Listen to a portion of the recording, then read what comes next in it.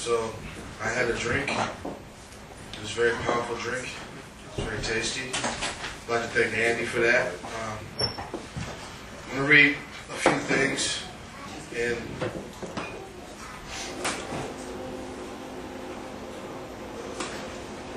we'll see how that goes. If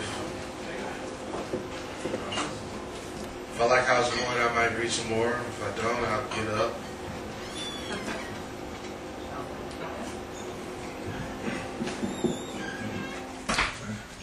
You know, when I first started reading, I liked doing it. It was real fun. And, I was enamored with this microphone, and now I really feel like it's kind of rather pointless. I think we all should just sit here and read. Anyway, I'm kidding. I need an ashtray and a glass of water and a couple more black people here. I'll go out in the sun for a little while, right? Does that work? Thank you, sir.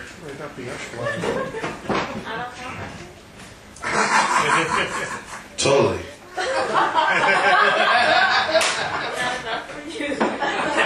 It's not about your deficiencies, it's about mine.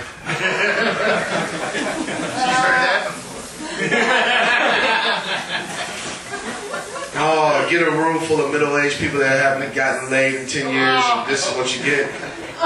Woo! That's only a 9 for me. Okay, so I heard that the famous word for today was man tit. Tits. Tits. Tits. Plural. Tits. Well, I know one guy who has, just one man tit. This is an affliction that I had to suffer with as an adolescent. I have two rather large man boobs, great nipples. In my early 20s, I hated it. I taped them down. But after my first divorce, I've let my boobs ride. Set them free. This first poem is a new one. I wrote it today at Civ, my office. And,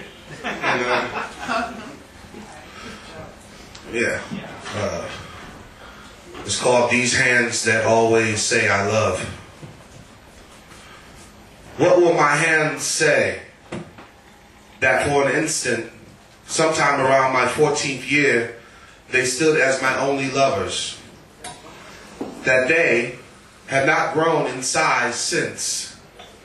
Each newly worn callus, each graying wrinkle, these 10 fingers have known no harsh day. That each stroke before the number grew thousands of fantastic women for every 7 secret meetings, the begging for the spark to set member aflame. The two twin terrible have held true. And when I began to betray them, sending a thumb to her odd button or waxing a finger to the hot envelope, there was not a thing to say of promise. And when this puppy gave the ring, my ring finger revolted and her memory slid off my fingers, as if rain on an undisturbed scalp. I had to make peace with the 10 and build the member back from the dead. Wow, that's a very somber, very somber reading of a masturbatory poem. Anytime you talk about a flaccid penis, it's kind of somber. It's really weird. Yeah, the word flaccid was not in there at all. I'd like to make a note of that for the record. Pal, hey, did you beat that one? Judges? It's my time right now, motherfuckers.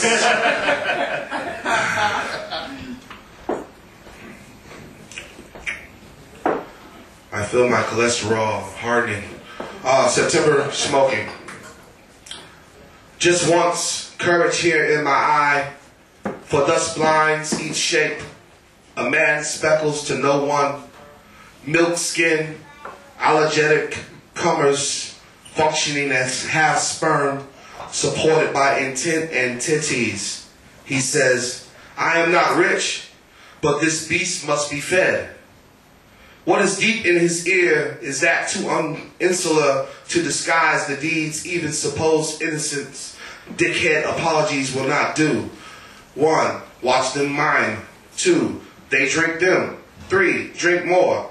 4. Push tongues. 5. Boot out hot mouths. 6. Nothing too audible.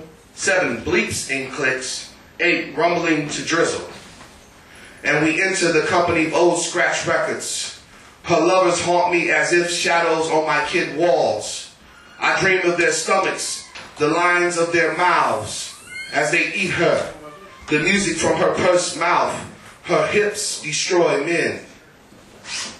Drops dry where I lay my head.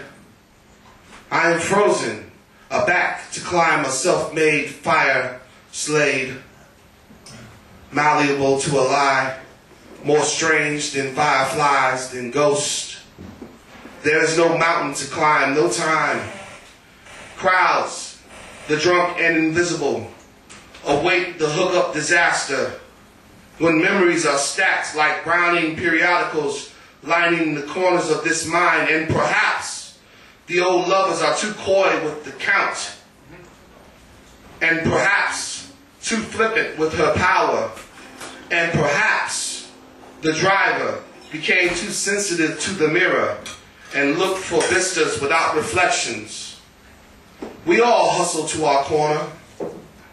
This one where the mind holds light. I do not know these friends to foe gathered.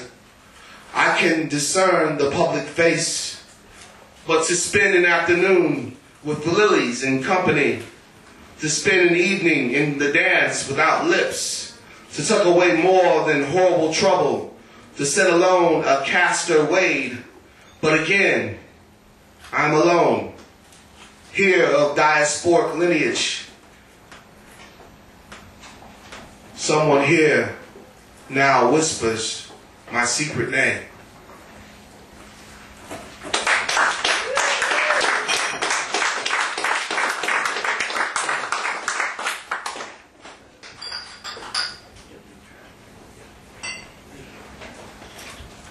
I was talking to my friend George earlier today, and he told me that young men have nothing to say until they're close to death.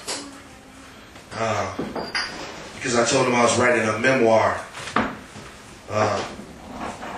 And I told him he was full of shit, that I didn't want to wait like him and his people to like talk about what happened, you know. I didn't want to wait to learn from anything that had happened to me before. So, anyway, originally it was going to be a book about masturbation. Like all the public places I may have masturbated. May have.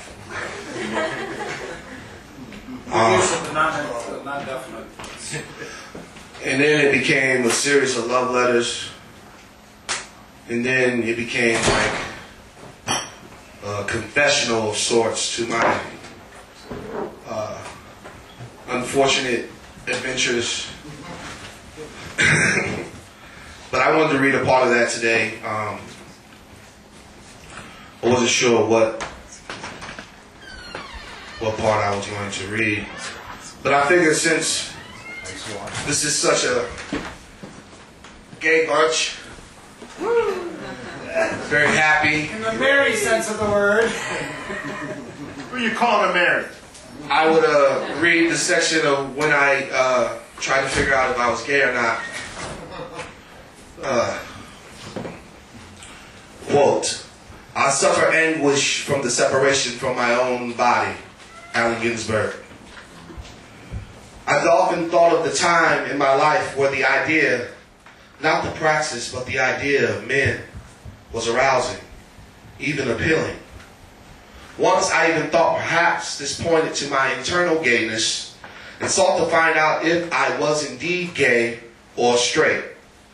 For a straight man would never find men attractive, right? So I set out to find what I was really after. It was wintertime, and I was sitting downtown, West 6, at this old coffee shop that has since closed. It was rather crowded with early partiers, so most of the tables were full. I was sitting in black turtleneck and navy coat, as was my habit in those days. It made me feel connected to some far-gone era, as if through beatific dress, I would teleport myself to an even stranger diseased America, where my heroes blossom in silent stacks on old bookstore walls. A man, maybe late 30s, I was 21, asked to sit with me. I nodded yes and watched him sit, far more graceful than I'd ever managed. It is impressive and sexy. My mind goes back to watching his gait and wondering how big his cock was, how somebody that graceful could exude such man-screen power was beyond my comprehension. He quietly sipped his coffee. What kind is not important. Our eyes met, and we would turn away quickly. Finally, we started a slow conversation. It wasn't something like, "Do you live around here?" he asked. "No, I live on the east side." "Are you from Cleveland?" he asked. "No, El Paso. You?" "Yes, been here all my life." "Would you like to have a drink with me?" "Cool, where at?" How about the Spy Bar? It's still early enough to beat the rush." And we had drinks. Conversation was flowing. It occurred to me that perhaps he was gay, or at least interested in men. Perhaps he was even interested in me. And we began to talk more intimately, taking our chances with our conversation. In the hindsight, it was wrong for me to play this game. As a gay man, he would act as a witching post for my experiments, as if he did not have anything else to do with his time, as if he actually wanted to fuck me. I was aware of the manipulation, but I had to know if this attraction was an actual manifestation of inherent gayness. I do not have the language to tell this with more than my own ignorance. What fuels male desire, what calls on the homoerotic. So, we went back to his place. He poured wine. We sat listening to Nina. Our conversation light. He kissed me. The stubble on his lip tickled. There was a no in my inner stomach. I was not aroused, but felt dizzy, unsure whether or not I could go through with this. What is going to be? I was not sure if I could go through with this. What was going to be damning to my manhood? If he sucks my dick, am I still a manly man? If I suck his dick, am I still a manly man? If I take his ass, am I still a manly man? If he takes my ass, am I a man? He went to kiss me again, and I grabbed his middle, wanting to take his cock, another man's cock in hand. He moaned and thrust my hand. His cock throbbed, the pulse up and down, and he put his tongue down my throat. I gagged, then accepted the offer, tongue back. He pushed me down to begin to descend down my middle. I stumbled up, clutching my loose pants as I ran. A block away, I hurled my experiment, rejecting my own insecurities as a rape victim does to memory. I knew I was straight.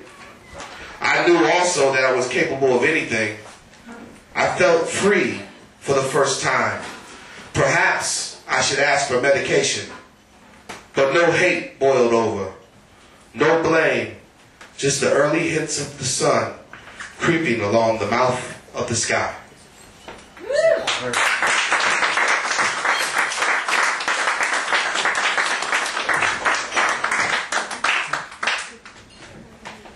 So I wrote this book a while ago, and I finally got it published. It's called Open. It's a novella. I gave it to all my friends, and none of them read it. I like to say, fuck them. Everybody that bought the book emailed me and said, it's very confusing, I can't get through it. And I thought I was a failure. And then I remember what I was trying to do. And I figured since none of those fuckers knew, but they knew who like Black Flag was and all that shit, I had succeeded somehow in arousing the modernist in myself. I'm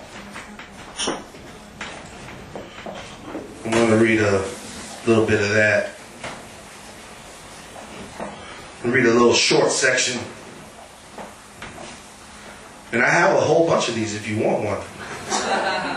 You make one, man. You know I love your stuff. Oh, he's sweet. It's the truth. It's very hot up here. Yes, it is. I feel like I'm on the Amistad. Thank you. Look at it. This is the response. The respect he gets just makes it suddenly the air conditioner gets bigger. Yes. Turn on the AC for your feet. Oh, yeah? Yeah, it feels great. Right over here. Who is that fucker right there? I don't know. I've seen it before. I know that guy. All right. Shit. Okay, we're going to skip that. I can't find what I wanted to read on that one. I'm going to read a couple of poems then.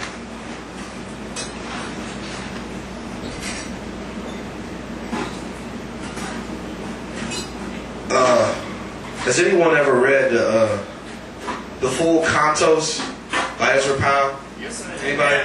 Yes, I have. I have a theory that if you've read the Cantos, that you have no cock. That the time it takes to read the Cantos shrivels your cock to nothing and it falls away as dust on the toilet. How many of you live with a man who leaves ball dust on the toilet? I feel for you. What about ass crack lint? That's rough. I've been known to leave flaky ball dust on the toilet from scratching.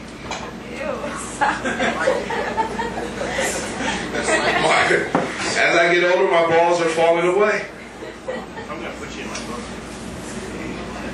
I'm going to read a very sad piece. Because Negroes speak of rivers.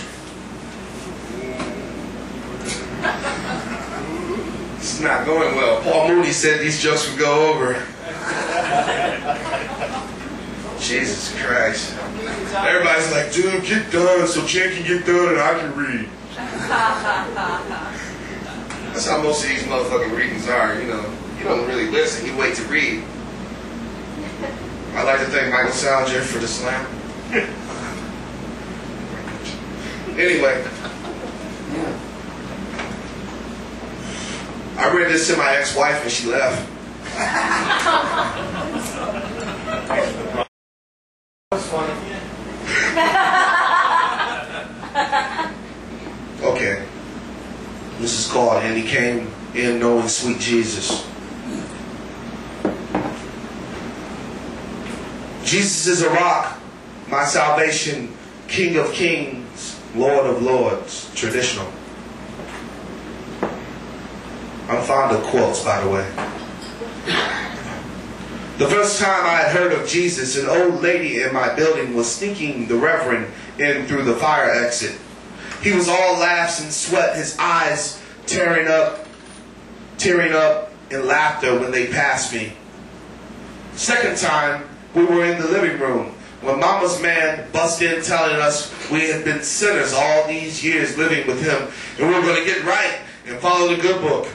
And he became the man of the house, even as he had been the only one there before but never claimed it. It wasn't that bad, you know, to go into church. What made it hell was how upright he acted when we got there. As if all the bills were paid and we children were well nurtured by his godly man presence. I would sneak glances at my mother only to realize she was just as gone. Gone with his punches and names, and only wanted to feel right with him. I remember thinking, love is a blind thing. It was the first saying that stuck with me and their greatest lesson. So we would go, hair slicked, the same shirt and tie, week in, week out, him, tight black suit, flaring out at his army ass, the meek look on his face like some mini-series Moses. It was a nice church. The pastor was a good man. He had all the good man qualities I had learned from watching Mama play house with her destruction. The father of her other kids. I was the other to them, and he let me know it. The slightest move against his, and his hand was to my face. One Sunday, Mama got mad, and she had finally seen herself as fool. Her man in Mrs. Taylor's face, his hand on her shoulder, the good brother firmness, his eyes, Mama saw. And they had it out right in front of the church. All the black folks in the goodness of labor, spick and shine to the sparkling death, watching their violent words, no one moved or missed a beat.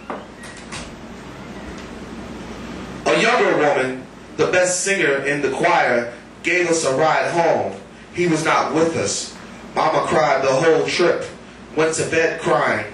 My brother's eyes wide to what the real world was at 5, at 8, years younger than they should have ever been. I put them to bed and closed the door to our room and sat in the dark, my head trying to imagine me without him. His hands, wondering if I should learn of Jesus just to get away, thinking if I pray, what will I say for peace? The words, foreign troops in the youth of my mind. I doze off, trying to find the words. I do not hear him come in until he starts to hum. I do not recognize the song. I try to place it as a sign of his mood. The rhythm is what you hear on Sundays, the slow push of old song. The door opens. I try not to look at him. He calls me to him. My legs move, even though I'm telling them not to. He takes my shoulder and leads me past the living room, through the back door. The lump returns to my throat, as always when I'm alone with him, dread seeping in. He opens the garage door. The light is on. A soft static is coming from a small radio plugged in by his tools. He turns me to face him. I can feel him looking down, willing me to meet his gaze. He rubs my shoulders, my face. I go to make a sound, but nothing comes, just air. His wetting hand pulls up my top, touching my chest slow. The hands are holding tighter as he grinds himself against my neck. His mouth slightly open. My pants are down. He rubs me. I cannot move. I try, and just tears run. I am on the ground, spit gathering in the corners of my mouth. The tearing. He grunts. He thrusts one last violent time, and I can see light when he leaves the garage. The morning movement sounds and birds talking to each other. I can feel my pants half down to my knees. His church tie next to my head.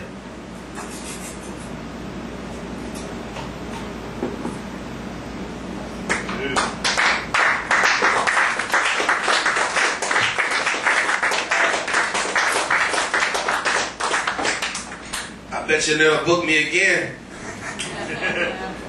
Damn, this guy's ruining our fucking fun. There is no fun. I'm going to read one more thing.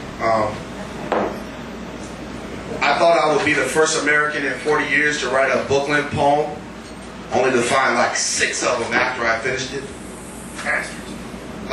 Well, let me qualify. I wanted to be the first African-American male to write a book-length poem, and I wanted to be the first American male to write a book-length poem since 1947. And then I found one written by Frank Stanford, I believe in 1971.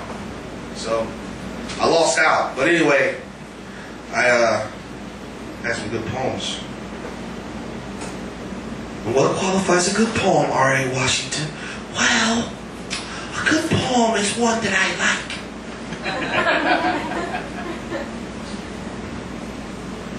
And where did you learn about good poems, R.A. Washington? The Cleveland State University downtown campus.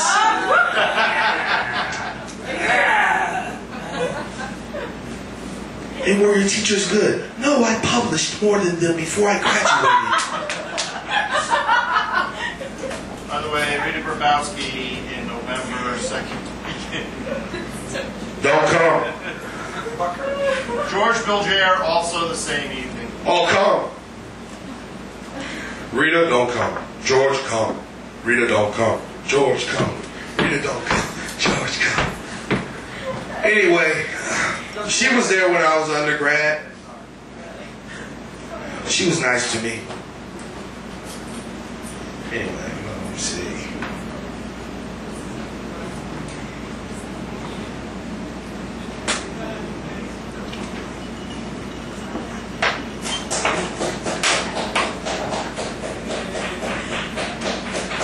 Well, thank you. Thank you. Okay, I'm gonna read this little ditty here. The Fat Prez. I love this one. This is great. This is awesome. This must be a good cookbook. He likes it. The Fat Prez. The fat man is coming. His daddy had been a dictator even before his first beer. So he picked pain as his sole encouragement. Bush money, drinking. The fat man is coming, full of 3-inch hard bill for the country to swallow. Pull levers, take 100 men, no row. Keeps the soul, so death becomes a sweet promise. As families beg to the end. Thanks a lot.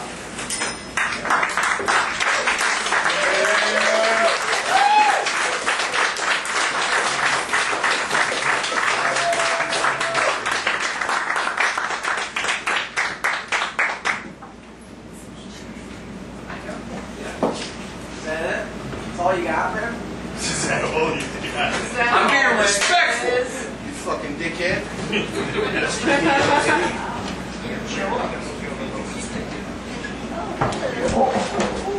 Everybody give it up for R.A. Washington.